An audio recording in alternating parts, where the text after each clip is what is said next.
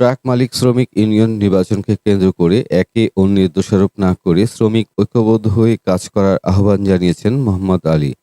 তিনি বলেন, জেলা ট্রাক মিটার কভারবেল শ্রমিক ইউনিয়ন আমরা গঠিত করা হয়েছে জেলা ভিত্তিক। সেক্ষেত্রে আমরা আমাদের যারা অতিথি নেতৃত্ব দিয়েছেন তারা কিন্তু এরকম ভাবে চিন্তা করে না কখনো যে আমরা শ্রমিকের জন্য কিছু করব। তারা কিন্তু যদি চিন্তা করতো অনেক কিছু করতে পারতো। আজকে খাগড়াছড়ি জেলায় একটা চালক সমিতি আছে, আপনারা সবাই জানেন, হাজার হাজার কোটি কোটি টাকার সম্পদ তাদের অর্জন করছে।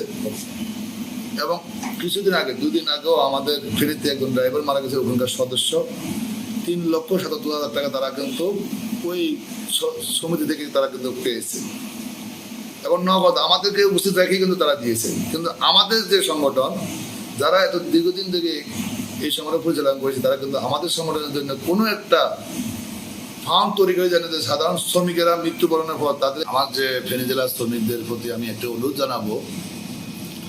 আপনারা জানেন যে আমার নির্লসায় রাত দিন 24 ঘন্টা আপনাদের সেবায় নিয়োজিত আসছি। আমি সবসময় আপনাদের দুঃখে সুখে সবসময় পাশে থাকি, কাজ করতেছি। আপনারা আমাকে উৎসাহ দিবেন আরো কাজ করার জন্য, তাহলে আমি উৎসাহিত হব। যদি কোনো প্রতিপক্ষ মনে করেন যে আমার কাজের মধ্যে বাধা সৃষ্টি করা বা বিঘ্ন ঘটানোর চেষ্টা করেন, তাহলে তো আমি কাজ করতে ব্যর্থতা হব।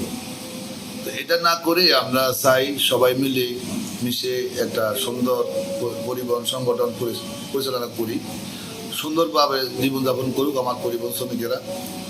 যেহেতু নির্বিঘ্নে সড়ক মহাসড়ক বিভিন্ন জায়গায় আমার শ্রমিকেরা বুক ফুলাই বলতে পারে যে আমি ফেনী জেলা ট্রাক মিটার কভারবেল শ্রমিক ইউনিয়ন সদস্য, এবং যেখানে যাও আমরা তাদের উত্তরসূরি এবং সাফল্য কামনা করি।